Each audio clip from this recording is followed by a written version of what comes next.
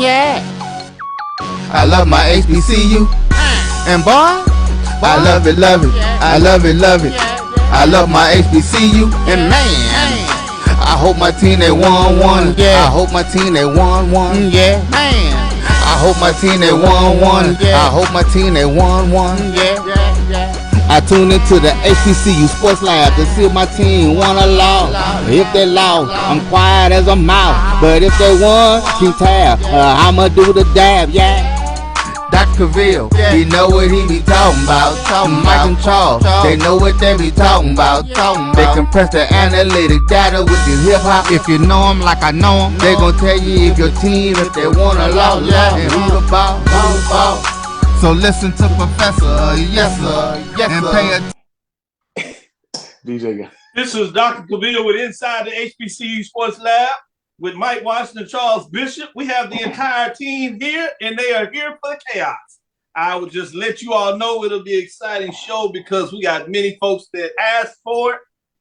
We'll say this, a few did, and it sounds like they did that last minute prayer to the gods because as BJ Jones would say, the sky is blue and the sun is gold, yellow, whatever, all them funky colors. We'll get into it. Never mind. Let me be nice. Let me go back to my true self today. Welcome to episode 333 of Inside the HBCU Sports Lab radio show and podcast, the show that's covering the sporting HBCU dash for all things HBCU sports. For institutions large and small, from the NAIA to the NCAA, we share insights and information on the HBCU sports culture, HBCU athletic aesthetics to facilitate the story of HBCU athletic programs in the business of sports. We call it HBCU sports pedagogy, or as some say, we just call it HBCU chaos in the Western Division of the SWAC. I'm your host, Dr. Kenyatta Cavil, with my co-host, Mike Washington, Charles Bishop, with my full team that is none other than Joshua Sims Sr., BJ Jones. That's Joshua Sims Sr. of HBCU Nightly, as well as BJ Jones of HBCU Football Weekly. You can follow them on Twitter. That is Twitter Tuesday with the top 5 Tuesday that BJ Jones drops down, as well as Joshua Sims when he does his HBCU Nightly on Wednesday. So check it out. They may have a special edition this weekend. So plug in with them on Twitter to keep up with them and see if they're able to sneak it in. Since it's a Thanksgiving turkey day and many people are in the giving, particularly from Prairie View to Texas Southern, about giving away gifts and turkeys this past weekend. Why not keep it up for Thanksgiving? I mean, some people decide to do it early. Never mind. Then you got AD Drew that is put in work in the hotel, but he'll be back for his show tonight with Brian and AD as they do their HBCU Sports Wrap. With that being said, let's get into it. I want to start like this because I generally ask y'all how y'all doing, but y'all too excited for me, so I'm going to slow it down just a little bit to make y'all punish y'all and do what we do. As we know, today's episode of Inside the HBCU Sports Lab is sponsored by THG Agent. THG Agency is a company that provides sporting and educational consulting and data analytics. Essentially, last week was the last week in just about all conferences, except for the Southwestern Athletic Conference, if you would, because they have some special games that kick off Thanksgiving weekend. So I decided to go ahead and pull up the standings. Let's start with the OVC. And Tennessee State, in a lot of ways, had a disappointing year, 4-7, 2-3 in the OVC. They came in, at least with their fans having some whole hypes. But the only reason I put them up there, they had a thriller yesterday, and I give them full credit. They closed out the season, at least. They had a game that went down to the wire, stepping out of conference play. Texas A&M Commerce is out of the Southland, and they win 22-14, but like many of the games yesterday, it was a thriller. It went down to the wire, fourth down play on about the 2 or 3 yard line, where the Tigers stopped Texas A&M Commerce Lions from getting in the end zone, and so they win the game to close out the season. Let's get into the Big South Conference. As we know, coming into this matchup, you essentially had a de facto championship game between Gardner-Webb and North Carolina A&T. As you see here, Gardner-Webb is the champion as they defeat North Carolina A&T. Joshua Sims is acting like he's not happy. but inside he is smiling. With that being said, we will keep on because we'll take a deeper dive into these matchups. But I just wanted the people to see what was out there. So let's get into the MEAC. This one will make Joshua not smile as much because you have co-champions with North Carolina Central and Howard, regular season 4-1. The bright spot for Central is they got a big win yesterday, last second win. We'll get into that. That fourth down play, man, the quarterback play, the wide receiver, credit to them for getting it done. You talking about inches, game of inches. That certainly was inches. And obviously, you got to give some love for the kicker as they got the big kick field goal to win that game on the road to get to 9 wins on the season. So credit, they are already in the celebration, as you know, but there's co-champions in the MEAC. So I wanted to give some love to Howard, a piece of this. I will say this, because I know some folks are not happy about regular season co-champions. That is universal, just about over every sport in every conference. They do that. If you tie regular season or divisions for that factor, you will get a piece of it. So while we'll get into the SWAC, we can talk about the SWAC Western Division, but I want to start with the SWAC East. SWAC Eastern Division, as you see, Jackson State is undefeated, leaving no doubt. At 11-0, 8-0, you do have FAMU that had a great record at 9-2, 7-1, bridesmaids again in terms of them not being able to do it. Fayetteville State, and we'll talk a little bit about that playoff later in the show, similar to what they did, but unfortunately for them, they won't even play in the championship game to be able to get some redemption as FAMU will just be looking at all. We will get in a little bit of the playoff question. I've seen some stuff out there, and I'm not sure how that will work out. With that being said, let's go to the last one, the Division of Chaos, as it is formerly known now. Forever will be known in terms of the 2022 season, is the Division of Playoffs.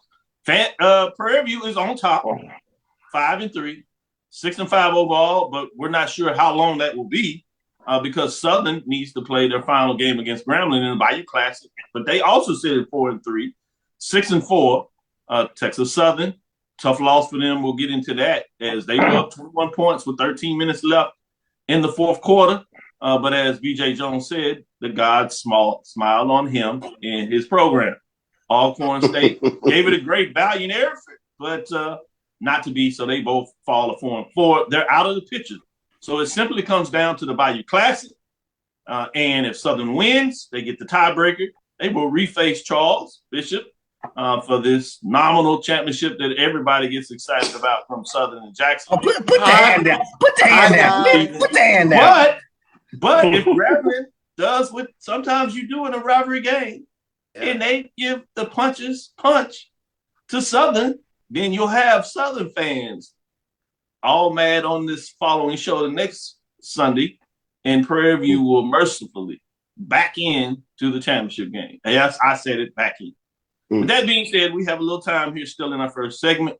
Let me go to A.D. Drew. He was outside of this. I think he was one of the first ones, literally when I say first ones, basically in media day, that talked about the division winners having 3 losses.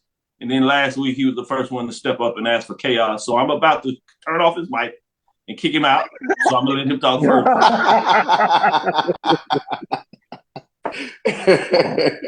How you doing today, Drew? What stood out to you? I'm doing fine, my brother. I'm doing fine. We said last week that the center of the football universe was going to be in the state of Mississippi on yesterday. And it was, for the most part, with Fayetteville traveling to Delta State. You had Soul Bowl, and but little did anyone expect State East that Texas Southern would basically collapse in the fourth quarter to open the door up for Southern and the head-to-head tiebreak between Southern and Prairie View A&M. Why people were in the Delta, concerned about the Prairie View Valley game, which let's be real, Prairie View had the easiest road to get to the SWAC championship game. Doc, I hate somebody did tell him. Mike, Mike, I AD hate to Drew, say it, somebody but didn't tell Prairie View they had the easiest road. Yeah, y'all blew it. You blew it. We know Valley's not an easy place to win, but damn it, you were supposed to win that game. Yeah, so with that, but I said it back in media day. There's so much parity. There was so much parity on the West where these teams were all flawed. One team's strengths with another team's weakness. This does not supposed to be for this to be a 5-3 team to be Yeah, having a little internet. So let me go to you, Mike, in terms of your thoughts on this matchup. And then we'll get Drew back in here. But Mike, what are your thoughts? Nothing. I'm putting the coffee down. I'm finna go back to drinking. I ended up. I'm finna just go back. Forget the coffee. Everybody, I'm gonna do this for everybody else, Mike. You know I love you, and my big brother. So don't bring out the board because I've seen that far too many times when you and you start picking up the other bottle. Valley. Man, that Valley. Man, I got a couple of texts and DMs. One was like, "Hey, Mike, how about that Valley?" Yeah, I'm talking about Valley. Man, I just cut the phone off. Then I get messages. Hey, how about Edith Bennett? All right, whatever. Prairie View had one job. You had one job. One job. I'll leave it at that. To AD's point, we started at the SWAC Media Day. We debated and talked about the West and all the parity. I think you see, I didn't think it'd be like this, but we talked about who was coming out of the West. Yes, there were a few people who, to their credit, and one of them may be on the show. I said, I'll tip my hat.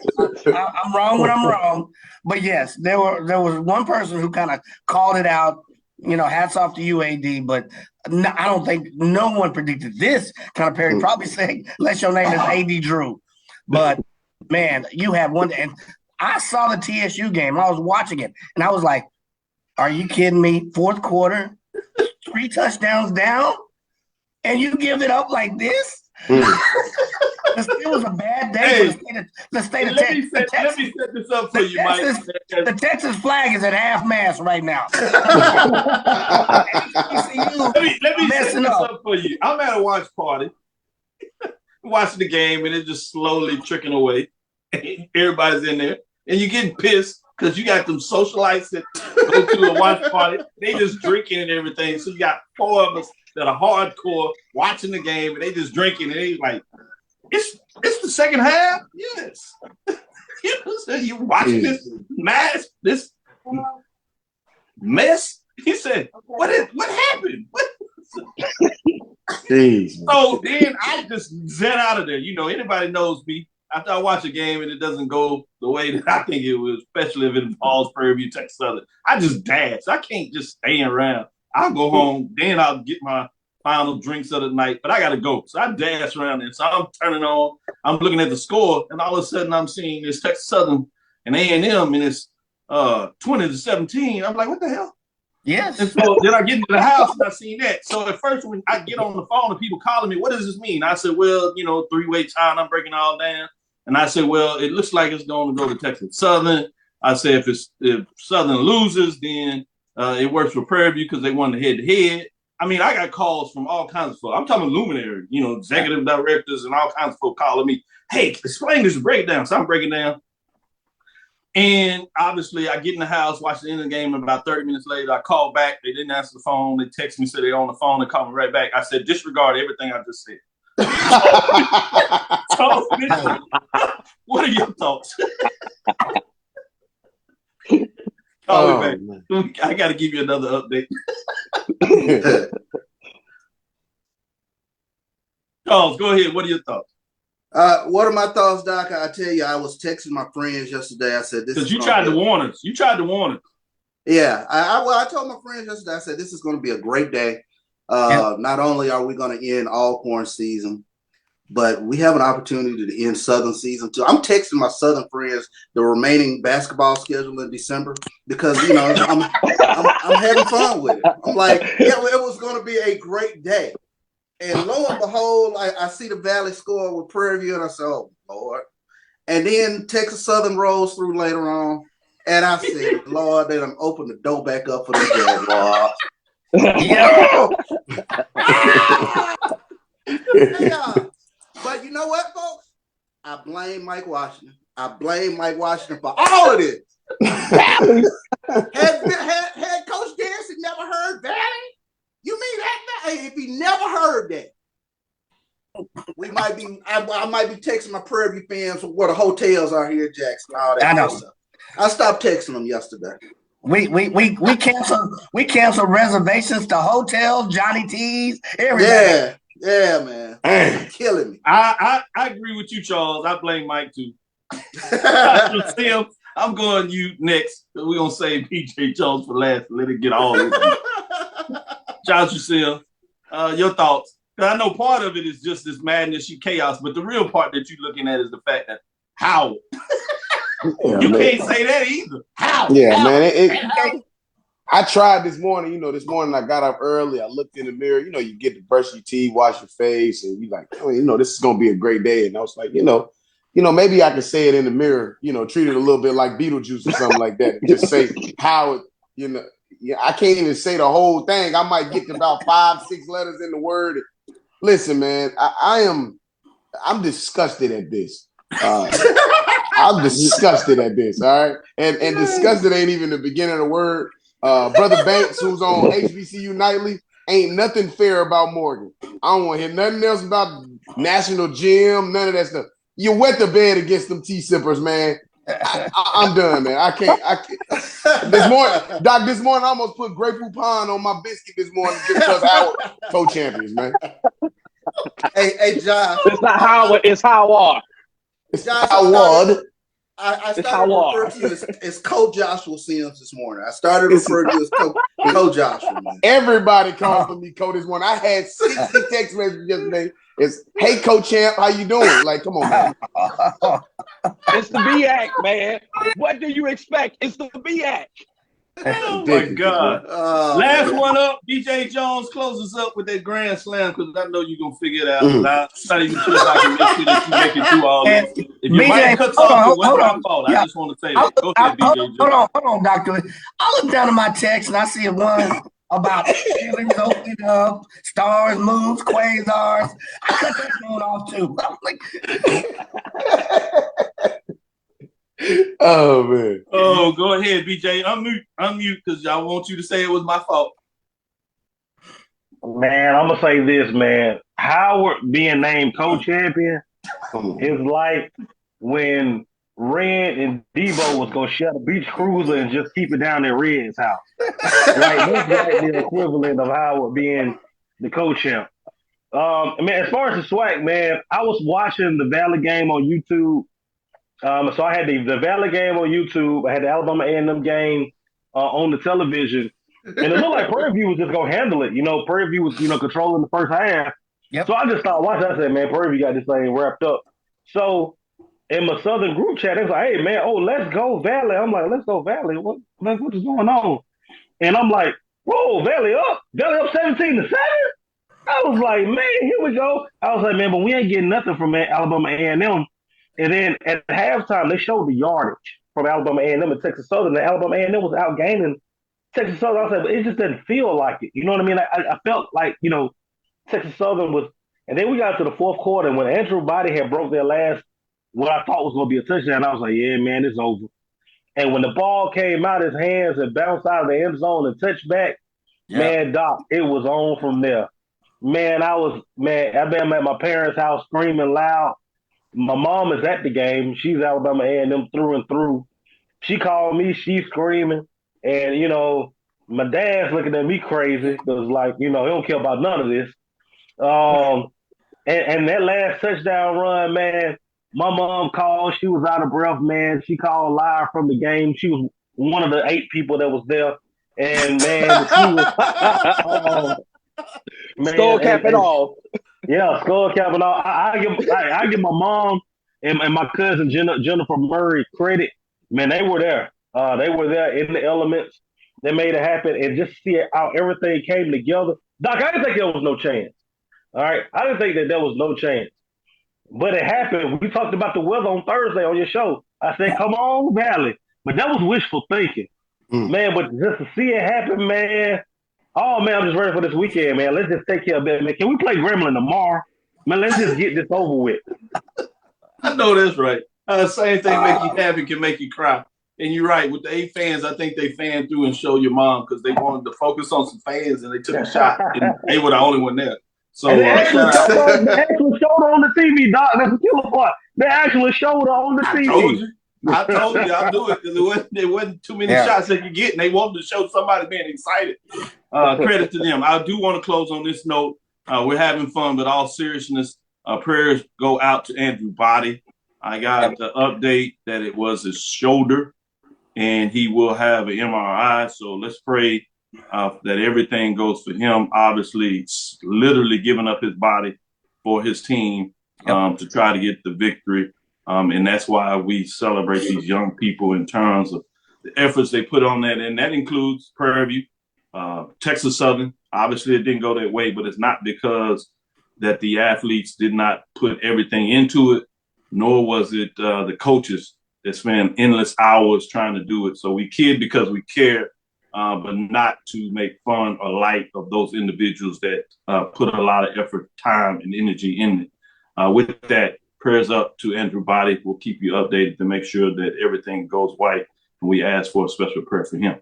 This is Dr. Cavil inside the HBCU Sports Lab with Mike Watson and Charles Bishop. We'll be right back after this extended first break. This is Ryan Fulford. AD Drew and I are co-hosts of the BCSN SportsWrap. We talk about all things related to HBCU athletics. From the games, teams, coaches, and fan interest stories, we cover it all. You can find our shows on Facebook at BCSN SportsWrap, YouTube at MyJBN Online, and everywhere you listen to podcasts like Anchor, Spotify, Google, and Apple Podcasts. You can also find the show on the Jericho Broadcast Network's app. Make sure to download. We look forward to you joining the conversation and being a part of the show. We are making the virtual HBCU experience available wherever you live through Stillman Online. We offer online degrees in business, criminal justice, psychology, and religion.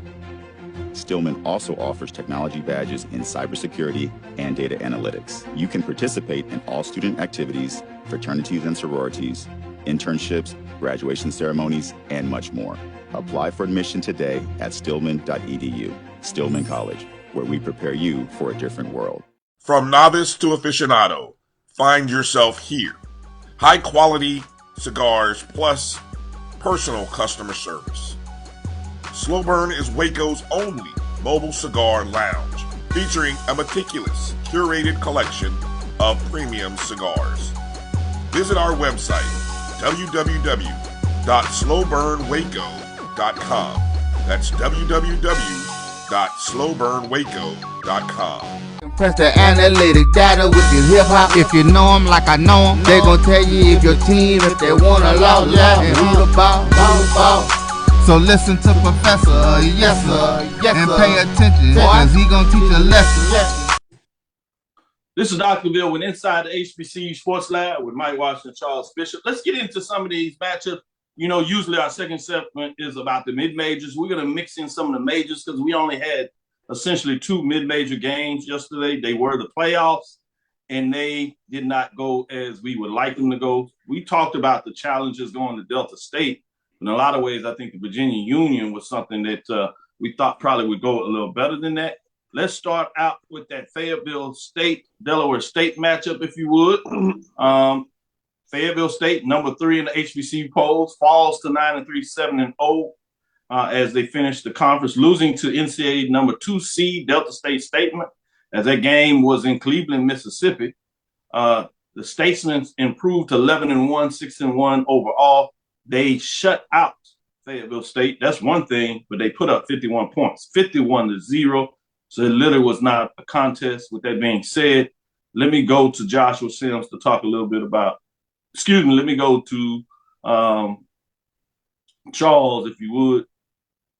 Drew, you going to be able to talk about the Fayetteville State? I thought I had Fairview. I did. That's what I'm saying. Charles, Go ahead and talk a little bit about Fayetteville State.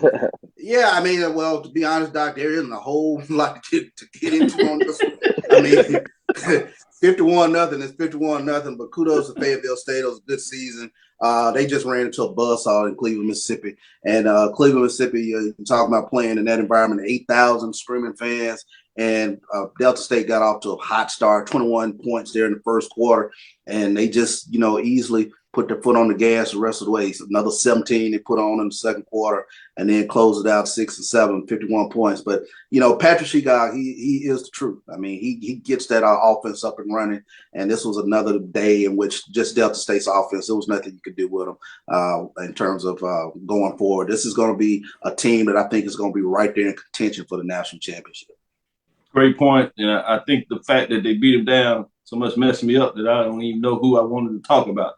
With that being said, Joshua Sims, let's get into the other matchup. Little better in terms of, but maybe not. Wingate Bulldogs 10-2 go on the road as they improve to 10-2, 6-2 in the conference defeat. NCAA number 4 seed Virginia Union Panthers 9-2, 71, 32-7 in Richmond, Virginia, Hobie Field. Gives all those folks out of the SWAC when they were talking about their program that I don't even want to say their name. It won the SWAC. About them and getting left out of the playoffs. It gives them a little credence to that, but obviously that's not what goes down. But the fact that the conference commissioner had the nerve to write a letter, I was just like, here they go again. You just never are satisfied. Anyway, Josh Sims, what are your thoughts in terms of this matchup? Yeah, well, first, before I get into the madness that ended up happening, the catastrophe that ended up happening there, shout out to Jada Byers, man. Setting a new CIAA rushing record, 1,920 yards rushing this season. He eclipsed that mark, I believe, during this game. Yes. But it was not done in a fashion that you would think that it would have been done in a record-setting fashion. If I'll be honest, man, yesterday Virginia Union did not look like themselves. They were kind of forced to and relegated to have to be another version of themselves that they are just not. They had to kind of go through the air, less than 100 total rushing yards yesterday. That was not the recipe that I believe would help them to win that game. Wingate came out and dedicated themselves to stopping the run, and that's exactly what they did. But it's also difficult to come back in the game, when you're down in a playoff game, you're down 20-0 at halftime, even if you're at home, and they just couldn't get that offense rolling, and the defense had already been punching them out. And we already knew that Virginia Union's defense was the weaker side of the ball for them anyway. And Wingate kind of took advantage of that and exposed them yesterday. Rough loss, man. It's a rough loss. They gave up over 270 yards total yesterday at home during the playoff game. So, I just was a little bit disappointed in the turnout there, but at the end of the day, Virginia Union gets a chance to kind of work on basketball season and focuses on some other sports right now. So. Oh, yeah, basketball. A lot of folks are excited about basketball. That's right. Yeah, basketball school for the most part. Yeah. Oh, boy. Let me go to PJ Jones and ask him a little bit about this Howard versus Morgan State matchup that was in Baltimore. 35-6 was the final. The Bison improved to 5-6, 4-1. More importantly, in the conference, getting a co-champion with North Carolina Central Eagles. Because Eagles go to Atlanta Celebration Bowl because they beat Howard head-to-head, beat them pretty badly. Morgan State Bears fall to 4-7, 2-3. A little more time needed for the Morgan Bears to take the next step as they've had some solid wins this year, but also some strange losses. The way they lost at times let you know still some more work to be done in that program. But kudos to Coach Wilson in terms of what he's done so far. But with that said, what are your thoughts in terms of this particular game, 35-6 by the Bison? Jay Walker is out there excited somewhere. Yeah, he is. I was shocked, Doc. I felt like Morgan State was the better football team. And the way that Howard was able to move that Morgan State defensive line and run the football yesterday was shocking to me. Also, man, Howard offensively, I don't know what has happened these last few weeks, but they look a lot better offensively than they did at the start of the year. And offensively, they kind of did whatever it is they wanted to do against Morgan State. If you're a Howard fan, I know you're excited about the co-championship, but you have to be excited about this football program because there's not a lot of seniors on this football team. And it looks like Coach Larry Scott is building something. And we talking about the future of the MEAC. Well, I think that it's bright when you look at where Howard is, what Morgan State is, with no year recruiting. Damon Wilson didn't come in May to see where they are, and where North Carolina Central is. So I think that those three teams going into next year, I think that those are probably going to be the three favorites to win this thing. Yeah, to your point, a lot of that, and coaches talked about this in regards to having so many of those first, 6 games on the road, one maybe neutral site, you could be kind to say that. It'll be interesting to see if they have a little better scheduling, what that will also help in terms of having to come from such a low point to try to get some rhythm in your conference play. But kudos to the Bison in terms of how they close out the season for sure. Mike, let's go to you. You get to talk about the opposite of closing out the season strong to not closing out as strong as we look at Prairie A&M, number 5. They go to Mississippi. Itta Bena, that is. Number 5, Prairie A&M falls to 6-5, 5-3, losing to Mississippi Valley State 2-9, 2-6, 27-7. I thought it was interesting at the end of the game, Coach Danzy, they were up, no timeouts or whatever for Prairie View. About 40-some seconds left, and I was like, oh, they just take a knee and get out of there. They ran the ball, got in the end zone, put that final touchdown on the mark. I was like, ooh, interesting. Message. Go ahead, Mike. What are your thoughts? Yeah, you would have to throw that in there. Little shots fired there. You didn't need that last touchdown. Valley say put some respect on their name. That's what that was. That was that touchdown. Is that what it was? That was the Mike Washington touchdown. That's what that was. I think that was from Mike Washington. They don't know who I am. Whoever came up with Valley, that was for that person. No, I not much to say. You went through the first half, Prairie View controlled the ball. They led in all categories, and then you get to the second half. Mississippi Valley scored 17 unanswered points in the third quarter, and then another 10 in the fourth quarter. Prairie View just left their defense on the field too long. You're asking a lot of that defense. They were 2 for 10 on efficiency and third downs. They couldn't convert a cup of coffee. So you look at those two statistics plus. The 4 turnovers, let's not forget those. And that's just a recipe for non-success. I don't know if it was the cold weather. I don't know if they had some bad food in Itta Bena, but their efficiency was just not good all day yesterday, especially the second half. He talked about the food in the Bena. They have good fish over there. Eddie Drew, I'm going to throw a little curveball there. I want you to stay in the state of Texas, even though by the way of Huntsville, Alabama. I want you to talk about this last matchup. It's number 8, Texas Southern University goes to Huntsville to face Alabama A&M. Number 8, Texas Southern Tigers fall to 5-6, have a chance at a winning season. Ultimately, after Texas Southern lost, you even had the announcers teasing on there, talking about, man, once they found out the score of Prairie View, everything is going in the wrong direction. It's like somebody must have listened to the Tigers, and they go back to what we thought they were previously.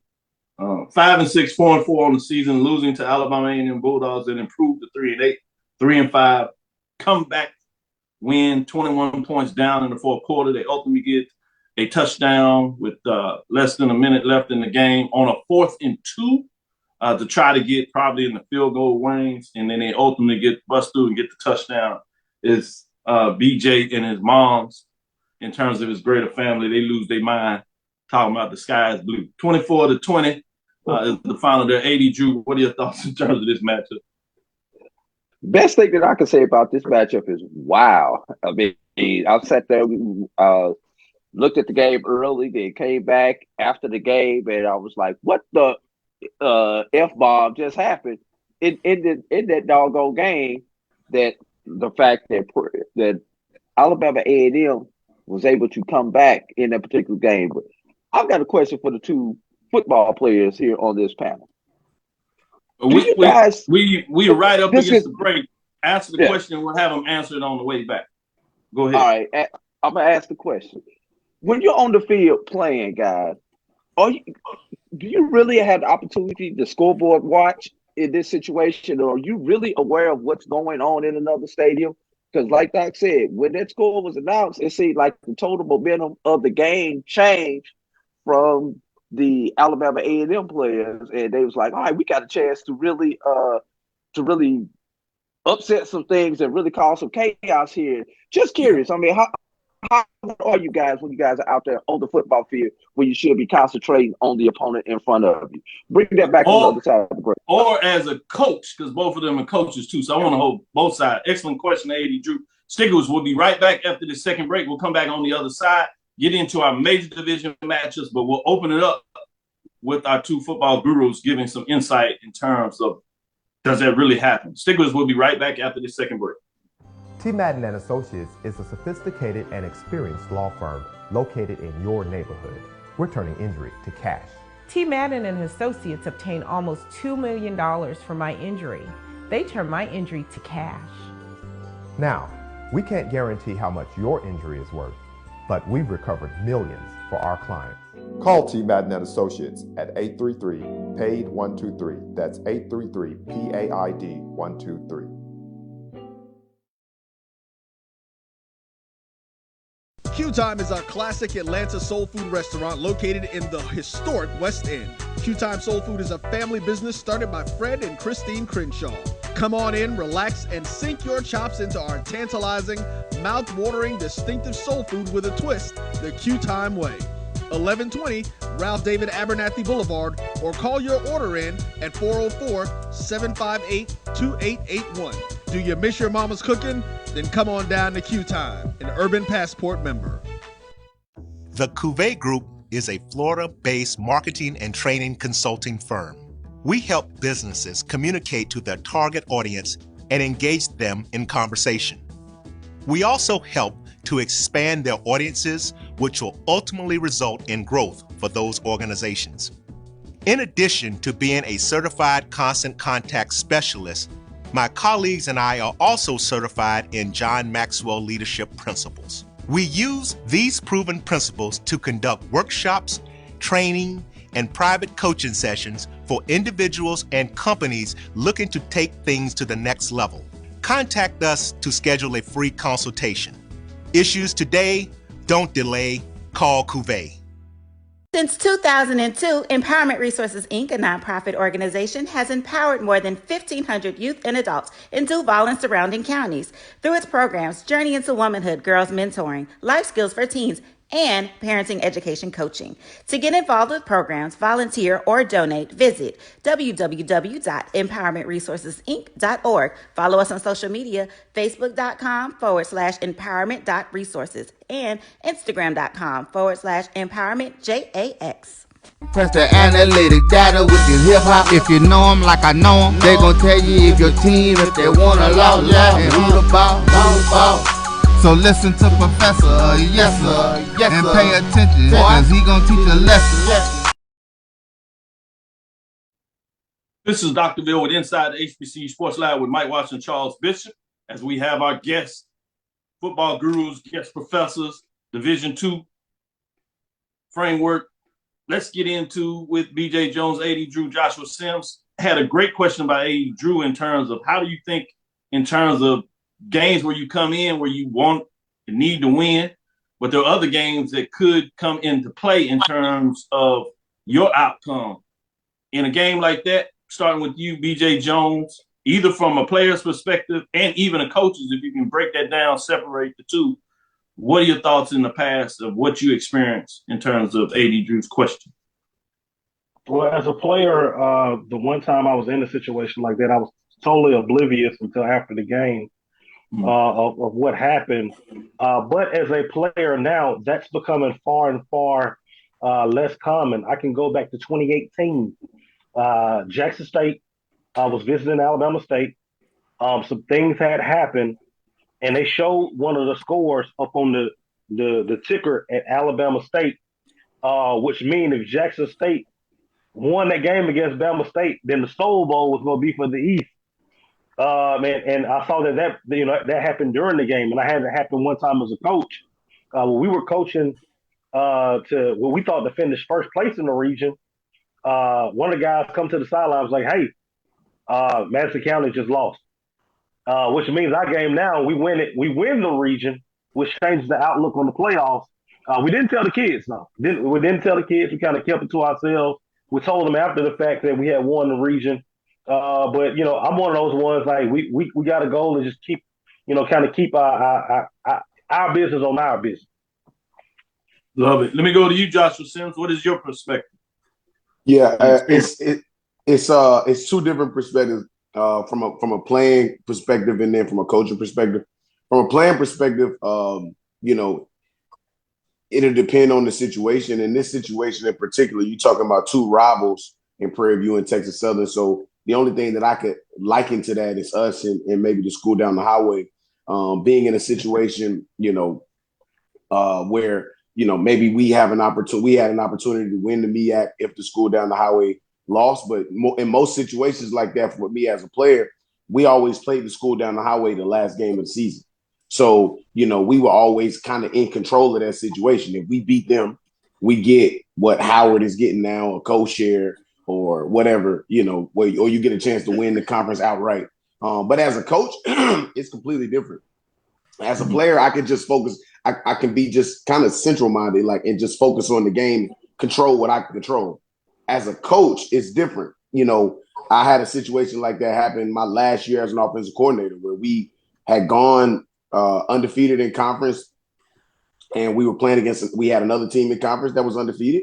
And, you know, it was so many teams in the conference that year we didn't get the chance to play each other. So when you start talking about seeding for high school playoffs and things of that sort, you know, being able to get the opportunity to have home field advantage, I was constantly asking for updates. What's going on over there? You know, it was going to be the difference between us getting a home game in the first round of the playoffs or them getting a home game in the first round of the playoffs. And as a coordinator, I was kind of like, yo, you know, I'm going to call the game as I need to. But the moment I hear that they lost, I was looking for, they were losing or they were down big.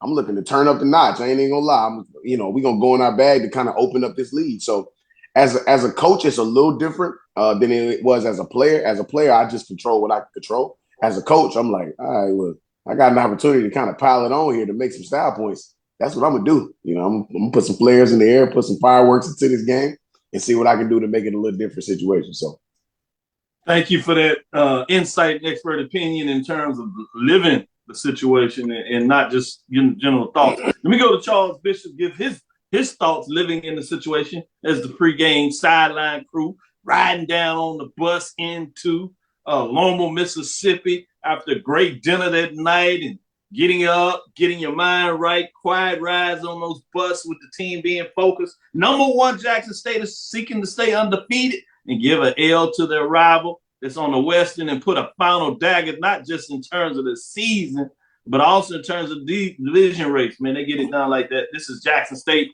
against Alabama State, number 9, top 10 matchup. People didn't quite realize. You got backup quarterback in there. You're coming off the heels of Shador getting concussed in the previous game. So you didn't know what was going to go on. Jackson State Tigers 11-0, 8-0 defeats. Number 9, Alcorn State Braves 5-6, 4-4. Final score was 24-13. In some ways, that 14 points from that number 1 recruit, Travis Hunter, that people are talking just a little bit about, he ended up being top 5 plays of the day. He had a pick 6 that he made a couple of great moves to get back into the end zone, and then that catch in the end zone. The toe tap, where he instantly knew that he had the toe. When you first watch it on the screen, as I was telling you last night, he's like, oh, yeah, no, he didn't get in. Great catch. You'd be like, but he didn't get in bounds. Then when you look at the replay, you're looking for the front foot because that's the one you kind of question. Then all of a sudden, you look back and you see, oh, my God, he drags the back foot. Yeah. It's like, oh, that's a touchdown. They show it again, and then you clear. Oh, yeah, they're going to overturn it. It's a touchdown. And you just amazed. Talk about the matchup, but if you could sneak a little bit about Travis Hunter, because I'm sure at practice, he's even he does that regularly, as what I heard, which is just amazing when you talk about athlete he happens to be. Yeah, and just as good as a person. I mean, when you take a look at him, the myth is real. I mean, he is who they say he is. I mean, he is truly a dynamic athlete. I mean, it's the definition of what I think a 5-star looks like. When you take a look at what he's able to do on the defensive side of the ball, He gave up a couple catches yesterday, but it's the totality of the game where you start kind of looking at what he does to that side of the field. And then if you keep trying him, he's going to get you. You know, there's no doubt about that. If you keep trying him, he's going to get you. He's that type of cover corner. And then on the offensive side of the ball, I mean, the toe tap was unreal for him to get that back leg in. I call it dead leg. When he's able to get that, you know, inside the pylon, if you will, with the defender draped all over him to, number one, have the concentration to make the catch, and then two, to be able to get 1 foot down. That was amazing. But when you take a look at yesterday, it was just a tremendous atmosphere. Alcorn and Jackson, it lived up to the rivalry. I mean, it was tremendous getting in there and to see all the fans waving pom-poms, both from Alcorn and Jackson State, on the way in, to hear the heckling going to the locker room. I mean, it just lived up to everything. And it was a true grudge match. Hats off to Alcorn. They played their tails off. You know, they did what they could do from an offensive standpoint. But this Jackson State defense, I've watched a lot of Jackson State football over the years. This is one of the best, if not the best, that I have watched. Literally, this is the 10th opponent this season that they've kept under 14 points. And they have this sort of belief on that side of the ball. When the offense is struggling, somebody over there just has to make a play to get some points. And they take that to heart. And yesterday you saw it started with the sack, the strip sack, if you will, that led to Jackson State's first points. And you could just see, you know, the rest of the game, that it was like somebody go out there and go make a play. And that's what it was. I mean, this is a tremendous defense that I'm watching. And to be kind of part of this historic Jackson State run, first time in the history of Jackson State football they've ever gone undefeated in regular season. It's amazing to watch.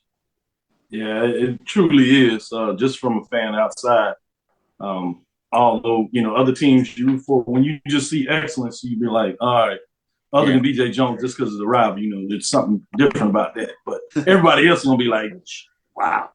With that, let's go to Joshua Sims Sr. and talk about this North Carolina Central team, number 3 in the nation. After this win, I wouldn't be surprised if they get a bump up from a lot of folks that didn't already have them at number 2. They go on the road, don't have to play for anything. Even had some recommendations maybe to sit the quarterback. Coach Oliver, if you know anything about him, I knew he wasn't going to be able to do it. He goes out there and, man, that 4th down play will go down in history for Central as well as it should be, and is a quintessential play for this North Carolina Central team, as well as the quarterback in terms of what he got done. They improved to 9-2, 4-1, defeat Tennessee Tech Golden Eagles on the road. They fall to 4-7, 2-4, and they win on the field goal 22-20. Joshua Sims, what were your thoughts in terms of this when you look at the quarterback, Rashard, in terms of what he got done? Wow. Yeah, and the team. You can't. I mean, it takes nothing away from the legend that is starting to build around Davius Richard. What the play that Doc is talking about is, well, for the most part in this game, we controlled the game. This was a third out of conference opponent, 4th out of conference opponent this season, our 3rd out of conference victory this season. But you talk about most of the game, North Carolina Central kind of controlling the trenches. You're in hostile territory. You're at Tennessee State. You're in Tennessee. It's cold. There was a little bit of mist in the air. It just was not a very beautiful kind of sight and scene. But you talk about finding a way to win the game. You know, you talk about being a very kind of, you know, in Tennessee Tech, though the record doesn't show it, they were coming in on a 3-game winning streak. Two of their losses that they lost in that game was during the season was in a similar fashion, coming down to the last play of the last drive of the game, last minute of the game. 2 of those games they didn't end up winning. 3 of those games they did end up winning, and they were coming into this game on a 3-game winning streak. But you talk about our ability, you talk about North Carolina Central's ability to adjust and make, mid-game adjustments and sometimes situational adjustments. And the play that Dr. Cavil is talking about is with a little bit over a minute left in the game, 4th down and 8 in our own territory, Davius Richard shields off, takes off and kind of bounces off of a sack, would-be sack, steps up in the pocket, delivers the check down ball to Mookie Colliers, and Mookie Colliers goes forward to the 38-yard line to get us the first down. We then take that. It goes under review. We end up taking that all the way down to the 30-yard line, kicking a field goal to win the game. And shout out to Adrian Olivo, man. He got a lot of flack when we lost that South Carolina State game because he had missed 2 field goals in that game. We ended up losing by 2 to South Carolina State. But talk about the string that this kid has gone on since that game. His composure, his ability to make kicks. He has not missed a field goal since the South Carolina State game. This kid has been lights out. He's played phenomenally. So I just wanted to take a quick moment to shout out Adrian Olivo. But Davius Richard, man, goes without saying. He now gets a chance to get some rest and get that body back 100%. And now we get a chance to go down. We know we're going to be in Atlanta. Just only a matter of time we find out who else is going to be there. I love it. I love it. With that being said, you didn't do justice to that fourth down. Yeah. When I saw the play, I'm watching, I was like, oh shit, he's short. Oh, excuse my language. We all I say but that's exactly my emotion. I was like, he's short. And then I think I got some of that confirmation bias by the announcers, obviously, that were pro Golden Eagles. So it's like, yeah, he's short. He way short. Then they showed the replay, and I was like, maybe not. It's close. And Rich, as he does, he comes up to the line, spikes it, and I was like, oh, great play. But then they blow it. Coach, the Golden Eagles, Tennessee Tech, as he's supposed to, is going berserk. He's like, no, he's short. You got to look at it, something like that. So they go look at it. And I look at it first time, I was like, oh, dang, he's short. They're going to overturn it. They look at it again. I was like, no, he good. He right this close. They come back, and they confirm it demonstrably, which I was like, wow, I didn't know about that. So he got it done, and kudos to that play because obviously it led to the winning drive. You're talking about great emotion in that. Let me go to you, Drew, as FAMU, number 3 in the rankings. Excuse me, number 2 actually in the rankings. Go against their rival, Bethune-Cookman. We know this one of those rivalry games. Number 2 FAMU, 9-2, 7-1 as they improve to it. Get a chance to make their last statement before the playoffs, as we'll see what those updates, and I'm sure you'll give them tonight on the show. 2-9, 2-7, 41-20 against Bethune-Cookman. What are your thoughts in this matchup? Will they get a shot in the playoffs? I've seen a couple of out there. One of them had them as the first 5 out. So I was like, it'll be interesting to see what it looks like. What are your thoughts? Well, when you look at this game on paper, you wonder how the hell did FAMU win this game by 3 touchdowns on paper? Because most statistics, either they're even or they favor Bethune-Cookman. You know, take number plays ran. Bethune ran 67 plays to FAMU's 46 plays. But as you take a deeper dive into it, this was big play FAMU. That's why they didn't run as many plays, because they were able to get more big plays that resulted in those points. Also, for the third consecutive game, FAMU's special team made a momentum-changing play in the game. They had the fake field goal, the fake punt against Southern. They had the defensive touchdown at the end of the Alabama State game. And then they had the fake punt in the third quarter of this game. All 3 of those plays on special teams totally changed the momentum of those games. And it happened once again for Florida A&M University. Hopefully, they've done enough to impress the committee. It's going to be tough. The positive is all the teams that FAMU needed to lose pretty much lost on yesterday. Now, the thing that's going to hurt FAMU is the strength of schedule. So, beauty's in the eye of the beholder. I behold them high. I love it. Great point. The last one, I'll come back on the other side and we'll ask some follow-up questions as we get ready to take our last break. I did want Big Mike, if you would, jump in here and tell us a little bit about the tough loss for number 4 North Carolina A&T Aggies, 74 4-1. They lose what was a de facto championship Garner-Webb Bulldogs that improved to 6-5 on the season, 5-0. The final score was 38-17. A&T jumps out there, much like you saw with Prairie View. Yeah. The first score, and I'm not sure. It was slow, kind of wind right into the half. It falls apart. Second half, it really was over. Tough loss for the Aggies going in that game with a lot of emotion. You even got the back and forth about the band not coming, and they're still going to kind of fight over that a little bit. But you could tell the type of emotions of wanting to get that game, and those that were all in versus those that are just kind of casual fans. What are your thoughts in terms of this matchup before they go into the Colonial, which is a whole different which is a whole different beast. But yeah, I kept dipping in and out of this game, and the Aggies jumped out, as you mentioned to Doc. It was like 7-3, and you thought, hold up a second. The first quarter, it looked like you could favor one for the Aggies. You got the number 1 and 2 teams at least in the Big South. And here's the tale of the tape. North Carolina allows 108 yards per game rushing. Gardner-Webb allows 125 on average. They were 1 and 2 in the Big South. Yesterday, they held the Aggies to only 87 yards. Likewise, the Aggie defense could not stop Gardner-Webb. I think they ended up with 240, 250 yards rushing. Keep in mind also that Gardner-Webb held the ball, for 2/3 of a quarter more than Aggie using that rushing attack. Also on the defensive side, they got aggressive. I think they had 3 or 4 sacks for 30 yards. So they got aggressive.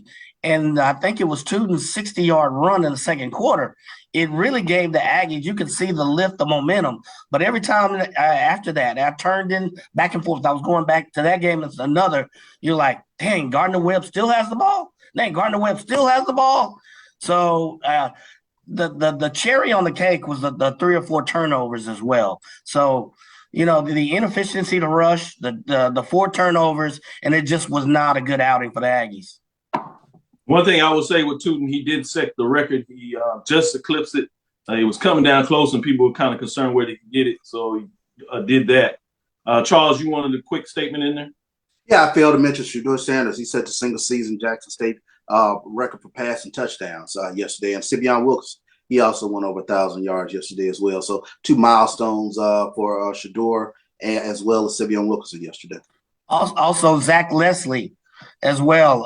He had 104 yards receiving on 6 catches. It was his 10th straight career 100-yard receiving game, breaking Elijah Bell's record. Oh, wow. Big one. I didn't catch that one. Good one. Shedeur's, was that the Travis Hunter kit? Yes, it was. It was wow, Travis Hunter way to do it. Jones, Mm-hmm. sneak in here real quick. Final thoughts in terms of the A&T matchup. Oh, man. A&T went to bed. A&T had an opportunity to not only win the Big South to kind of shut some people up, but also get into the playoffs. And now you lose the Big South, which everyone will tell you that this was not a great Big South by any stretch of the imagination. Now you have to go to the CAA, which is one of the top 3 leagues. We start talking about FCS. A lot of people are really questioning this decision to leave the MEAC and go to a failing conference to now to go to the CAA. A lot of people in blue and gold, they're questioning this decision. It's going to be interesting to see how things play out in Greensboro over the next few years. Good stuff. We'll take this last break. We'll come back and talk about some of the key matchups. Not a lot of them, but we'll talk about those key matchups for next week, which includes the Division II playoff with Benedict. So stick around for those that can. We'll be right back at this break. And then I have one final question that involves FAMU and A&T that I want a couple of people to listen to. So please stick with us after this last break. We'll be right back for a little extended time as we go over overtime, and we'll give you a Sunday mix of what took place on Saturday. Chaos is the word of the day. Chaos. So we'll be right back after this last break. Are you hungry for authentic Caribbean food? Like jerk chicken, oxtail, red snapper, shrimp, tofu, and rasta pasta? Well, find your way over to Mango's Caribbean Restaurant, 180 Auburn Avenue, right next to Royal Peacock in downtown Atlanta. Them belly full, but we hungry. Mango's Caribbean Restaurant, open daily from 11 a.m. to 10 p.m. And on Friday and Saturday, we're open till 4 a.m. Come to Mango's and put some spice in your life. Oh, we've got a good thing going. Mango's Caribbean Restaurant, 180 Auburn Avenue, right next to Royal Peacock in downtown Atlanta. For more info or directions, call 404-698-3992 or log on to mangoscaribbeanrestaurant.com. For instant coupons, text MANGOS to 313131. Tell your mama hungry, papa hungry, brother hungry. Mango's Caribbean Restaurant, authentic Caribbean cuisines. Open up the door, tell your mama hungry. From novice to aficionado, find yourself here. High quality cigars plus personal customer service. Slow Burn is Waco's only mobile cigar lounge, featuring a meticulous, curated collection of premium cigars. Visit our website, www.slowburnwaco.com. That's www.slowburnwaco.com. Press the analytic data with your hip hop. If you know them like I know them, they gon' tell you if your team, if they wanna lose, and who the ball. So listen to Professor, yes sir, and pay attention, cause he gon' teach a lesson. This is Dr. Lil with Inside the HBCU Sports Lab as we go into overtime to give you our final segment. Let's talk about some of these big games coming up. Let me go to you, BJ Jones, in terms of the Bayou Classic. Can Southern get off the mat and get the double whammy, if you would, in terms of beating their rival, Grambling, and clinching a spot in the SWAC championship game, heading back to Jackson to see their other rival outside of the state? BJ Jones, what do you say? Yee. Oh, man, been in this situation before. Know what it feels like to go through the week, knowing what you have to do in order to put yourself in the position to play for a conference title. And one thing I will say this, man, we've been in this situation a lot with the Bayou Classic. I think as of last year, of 20 Bayou Classics decided, the champion of the Western Division. So this is kind of normal. Want to jump out early, man. Jump out early, make a statement. This game already means a lot, man. It's the Super Bowl. If you never went to the Bayou Classic, man, it's the granddaddy. It's that big. And this game already means a lot. There's already, a little bad blood there. Usually there's not bad blood between us and Grambling, but there's a little bit this year. Man, I can't wait for it. That goes back to a little bit about the recruiting part of the early season, right? Oh, okay. Yeah. So, man, can't wait to get to New Orleans and take it in and see the Jaguars take care of business. No doubt. Charles, since these are rivals that you are used to seeing over the season, Jackson State, particularly Southern, let's not hide it from anybody. What are your thoughts about this matchup? And then, in a lot of ways, getting a chance to see Southern again back in Jackson.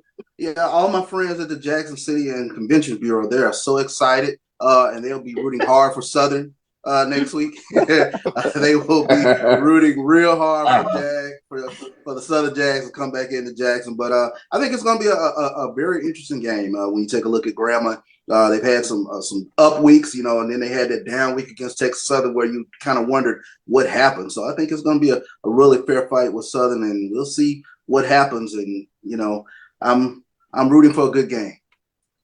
Good deal. I'm going to go to you, Mike. We're going to talk about the Turkey Day Classic, although both of us have some great memories of sneaking out of the state of Texas and rolling over to New Orleans and seeing what they do in the Bayou Classic. Shout out to BJ Jones in regards to that. We had our funds, but that's going to remain off the radar because this is live. So, Mike, I don't want to give away any of those stories. That's the one we do with the cigar in the mouth when there ain't no light. With that being said, Alabama State, Arkansas, Pine Bluff. Pine Bluff obviously had a change in the coaching closing out the season. Is this going to be any different? Will Alabama State get a chance to make a statement against the Golden Lions on Thanksgiving Day? At 2 o'clock, that game will be on ESPN+. Obviously, the Bayou Classic is back on NBC. I want to make sure I add that too. But what are your thoughts on this one? Yeah, I think if you look at both points and how they ended the season, you at least had a few glimmers at the beginning of the season with Pine Bluff, and it just kind of went downhill the rest of the year, and then change coaches, changing staff, and then you have Alabama State finishing, fairly strong at the end of the year. I see Alabama State rolling. The game in itself will be a great environment, but I see Alabama State rolling. Good stuff. Let me go to you, AD Drew. Much like Charles Bishop, seeing the rival over there with Southern, Grambling to some degree, you also obviously are part of the rivalry and used to playing this game in terms of Tuskegee, the Golden Tigers there playing in that matchup. But now it's the Golden Lions of Pine Bluff. Talk a little bit about your thoughts on this matchup for Alabama State. Get a chance to make a statement, get it done on Turkey Day. Well, see, there's a Turkey Day Classic. And then there's a game played in Montgomery on Thanksgiving when Tuskegee doesn't play in the Turkey Day Classic. Now, just want everybody to be fully aware of that. Now, for the Alabama State fans, they are excited about this game, considering it's a return back to the Alabama State team that they are used to seeing. But no, it is not going to be on that level of Turkey without Tuskegee being there, without the friendly rival between those two games. But I do expect a good contingent of Alabama State people to be there because they are excited about their new team up under E-Rob. Now, I don't expect anybody from Arkansas to be there at their game, but there'll be a lot of casual fans that will be coming to their game from the Tuskegee area. Obviously, Montgomery, Bama State fans coming down from Atlanta to that game. Yes, I expect Bama State to go ahead and roll in this particular game, roll big if you're Pine Bluff. It's just not natural playing on that particular day there in Montgomery. You'd much rather be at home, especially when your season has been a total wash. That battle between I-85 opponents, it brings more to that day. That's why I didn't talk about the Classic. You just talk about the game. But that I-85, which my wife and I have attended many times, just brings more electricity to that day. This is just not the same outside the game. No. Great points made by both. Let me go to you, Josh Sims, Sr., as we talk about Division II playoffs. Second round, round 2. Benedict was off last week as they watched the carnage take place, and they get Wingate. Wingate, as we said earlier, defeated Virginia Union Panthers out of the CIAA 32-7. What are your thoughts in terms of this matchup with Benedict? Well, I will say this, man. We all had big, lofty dreams going into this week, man. We wanted to see that Virginia Union Benedict matchup, and unfortunately, we did not get that. You know, it was going to feel like a great day, almost like an early Christmas present, man. It was going to be, you know what I mean, just to see that game. But nonetheless, as it pertains to this game, you know, we're going to see, man, if a week off creates some lag for that Benedict program, for that Benedict football team. I mean, you know, Chennis Berry is right now, I've said this multiple times on this show. I've said it multiple times on HBCU Nightly that, you know, the conversations, one, they've already started. And if they haven't already started, I'm pretty sure they're going to get started. That Chennis Berry should be vying to be the next head coach at South Carolina State. But the reality is, the best way for him to be able to make that a reality is to show that he can win in the playoffs in this situation against a Wingate team that showed up on defense against Virginia Union. I will not kind of diminish that point because I was the person on here Thursday that said I didn't think Wingate had a chance. And Doc, you remember I said it right here on the show. I said I didn't think Wingate had a chance because I thought Jada Byers was going to run all over. Not so fast, my friend. They found a way to stop Jada Byers. They forced Virginia Union to be a team that they usually were not. So will Benedict be consistent, you know, coming out of a break? You know, can they be able to come back and be the Benedict that we've seen all season? It's going to be interesting. It's going to be at home in Columbia, South Carolina, in that beautiful facility that they have there. Will they be able to take advantage of some home cooking and see what happens in that game? Can I get a quick one? Drew, you got a quick thought? Yeah. Talk about Coach Chennis Berry. Let's go back to his Southern roots. He's used to being in this situation, having this by during this particular time of the season, but Southern always having to play that Saturday after Thanksgiving. So if there's one person who knows how to prepare his team for this 2-week layoff that they have, is Coach Berry, because he's played in that Bayou Classic so many times. He knows how to deal with the Thanksgiving and kids having to be on campus away from their family during the holidays and things like that. Wingate, yes, they have the playoff experience, but do they have the experience of having to really deal with that particular element? I give advantage to Coach Berry when it comes to that particular element. Let me go to you, Charles. That same thing I want to ask you about that. With your Jackson State program having a week off, whether it's Prairie View or Southern, what are your thoughts, especially after going through it last year? Do you like the idea of having this week off before the SWAC championship game to prepare for whether it's Southern or Prairie View? I think Jackson State needs this week off. I think it's going to help them out tremendously to kind of ease up some bumps and bruises that they've had going down the stretch. They're getting everybody's, haymakers going down the stretch here with regards to whether it's Texas Southern, Alcorn, or whomever. But the last 3 or 4 weeks, you can tell it's been a grind, and that they could really use this time off. So I think it's beneficial this year. Good point. Last question I have for whoever wants to answer it. We can get a couple of folks in. Obviously, would like to see FAMU get in the playoffs. Wanted to, in a lot of ways, see A&T get it done on the field and win so they can get in the playoffs. There's been some talk out there, including Coach Prime. Obviously, he talked about the bowls, and it was a mix between having multiple teams having bowls or playing for the big one. I don't want to get into that part of it. Obviously, the part that I'm looking at is, could I sell you on a second bowl game, FAMU featuring A&T? Would you have some interest in that? When would you play it in terms of that matchup? Who wants to jump on there and give some thoughts of that? For or against? Who did you say the opponent would be, Doc? FAMU and A&T. Ooh. Me no have no conversation about the school down the highway.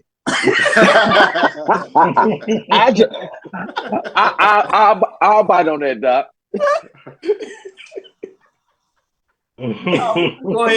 Go ahead, Drew. Joshua don't want to play fair. These kids don't like to play in the same sandbox. We don't even want to be on the same playground, man. On the same street. Go ahead. Obviously, in this situation with FAMU, it looks like they're clearly the second best team in the SWAC. Once again, having lost that early season game to Jackson State. Yeah, I think it would be good, and it may lead another conversation may need to be, do HBCUs create their own postseason bowl system or postseason set of games away from the FCS playoffs, because it is so tough for us to be able to get in, and it gets an opportunity. This year, you say FAMU and A&T, but in other years, some of those rivals that are not able to be played because of the new scheduling and conference requirements, maybe a chance to reduce some of those rivals in a neutral city. Obviously, the question would have to be, where would this game be played and when would it be played? You have that extra week, December 10th, between the SWAC championship game and the Celebration Bowl, a standalone game on December 10th in a city that is full of HBCU alums like a Dallas or a Houston, may be a good idea. Do we have that fan engagement that could sustain that? Yep. Or do you need it? Yeah, if it's done for television purposes, I don't know if you necessarily need it. Fan engagement, I don't know. That's why I'm saying, I'm putting it out there. That would be the question. Your biggest fans obviously would be FAMU, A&T. Would they come in for that matchup to a Dallas, to a Houston for that example? And then obviously you have the general fans in Dallas. I know fans in Dallas would be there because they don't get to see HBCU foot much. Right. So I know they would be engaged just because they get engaged anytime there's HBCU events or sporting events. They jump off in terms of Dallas. They get engaged. Houston, probably where your question is coming at, they're a little more fickle in terms of that. So it'd be interesting in terms of Houston market, a little different. Yeah. You have to get away from that Atlanta market, and it needs to be in a dome. Those are the two things that I would say would have to happen. I agree with that. Mike? Yeah, let's attack it kind of from a business proposal. You look at, what kind of valuation does it bring? Let's think about it. If it's not FAMU in North Carolina, what year two? What if it's Bethune and somebody else? Where would it be? Would that location still have that same draw in year two, year three? Would it draw prospective business? Would you do it for TV or the culture? And that goes back to CB's. Do we have the infrastructure and culture to support that longer term? That would be my question. If we did it for TV, I think we could. Just stay away from Atlanta, the Atlanta market as well. So I think Houston could be a viable spot. I think Dallas, to be honest, we've been to classics in Dallas. That market stars for an HBCU environment, a game. So they would have a good showing. We go to BJ One Jones, other market would Josh. be Miami. the Miami to South Florida market because people may love the vacation down in that area. That would be another market to throw out there. Miami is always tough market. I love to go there. But in terms of HBCU football, I don't know if we've gotten out of that window with the demographics changing so much in Florida. But great point. BJ Jones, any thought on that? And then I go to Joshua Sims. My whole thing would be, hey, we're just not getting to the point now where we're getting the consistent numbers at that Celebration Bowl. And when you break out another one, you know how we are when it's close to the holidays to add another one. I've always said, man, I would love to see us have a +4 when we play the first game is probably on someone's campus. That helps eliminate, where we're going to go and all this to give someone an extra revenue game. And then out of that +4, you get the Celebration Bowl, championship. That's the way that I would go. But as far as another bowl game, man, we're taking this year as an anomaly. We usually don't get this. We usually get this, and you don't want to make a permanent solution for a temporary situation. Great points. Great points. You, Joshua Sims, final thought? Yeah, man, I just to kind of ditto that, that's literally the direction I was going in, man, as far as, the idea that there should be a 4 kind of team, when you got a week like this, where, the majority of our programs won't be playing this week, next week, after this week, after the Bayou Classic, you got the SWAC championship game. But the reality is you got a little bit of time in between there where we could set a kind of a framework for, a semifinal game that is kind of emulated. We have our own thing, man. And it's time now. It's finally time that we kind of, take advantage of the fact that we have our own thing, this thing of ours, as other communities might say. But the reality is, man, to be able to take advantage of those and have 2 semifinal games on prospective campuses and then have those 4 teams, that would eliminate all of this conversation about co-champs and all of those stuff too. So I just figured I want to sprinkle that in there. So just for all the Howard people watching, if y'all had to play us in a semifinal and y'all had to come to Durham, or we had to go to DC, we'd beat the brakes off y'all and still get to the Celebration Bowl. How about that? Personal motives up in there. Leave the personal stuff out. I'm just saying. This is great. Good dialogue. We're going to come to a close. BJ Jones put it out there. 80 Drew put it out there. Great stuff in terms of doing your own thing. +4 on campuses. So essentially this year that would be Jackson State, #1 seed. North Carolina Central, certainly #2 seed. Then you probably get in there, FAMU, 3 seed. A&T 4th seed. You might kind of ask about that 4th seed, depending on Southern and how they played Bayou Classic, getting the celebration going, how they played. You might have some arguing about who's going to be that 4th seed. So it could get interesting just to spin it forward a little bit and give y'all something to talk about this week. Let me know your thoughts out there with the lab listeners and those that watch the show on demand on YouTube. I appreciate your time. Thank you for listening to Inside the HBCU Sports Lab. Make sure you share our podcast with your friends and colleagues. I am Dr. Kenyatta Cavil, the Dean of HBCU Sports, coming from Inside the Lab in the College of HBCU Sports with Mike Washington, Charles Bishop. We hope you enjoyed the show, as we also had BJ Jones, Joshua Sims Sr., and AD Drew, obviously BJ Jones. I was going to throw an extra J in there. I'm probably still mad at all them prayers you sent out yesterday, BJ. And that is BJ on Tuesday with Twitter with HBCU Football Weekly, Top 5 Tuesday. It'll be interesting to see what that Top 5 looks like this week. And then Joshua Sims Sr. with HBCU Nightly. Again, there might be a partnership this week because of the Thanksgiving holiday. So stick around. Make sure you follow them on Twitter. Then tonight, we'll give you an update in terms of what's going on in the HBCU world as you have the blast with the Brian and AD SportsWrap show. 3 pregame show, deep pregame show with Charles Bishop and Neely as they continue to get information. They're going to have one eye down there to Bayou Classic, teasing up some folks as they get ready to kind of watch things as they prepare for that home game. As he said, Jackson State visiting, real excited. And then we got Mike with Prairie View folks. They're going to be watching the Bayou Classic as well. This time as a foe instead of full excited. They can backdoor into the championship and rush back about trying to reschedule them appointments and that they counts. He's bringing the drink out. Well, again, we want to thank you for listening to Dr. Bill's Inside the HBCU Sports Lab with Mike Watts and Charles Bishop every Tuesday and Thursday at 6 o'clock Central Standard Time. And obviously, you know what we do on Sunday at 9 o'clock during the football season. Follow me, Dr. Kenyatta Cavil, on Twitter, Facebook, Instagram. That's DrKenyattaCavil. That's DrKenyattaCavil.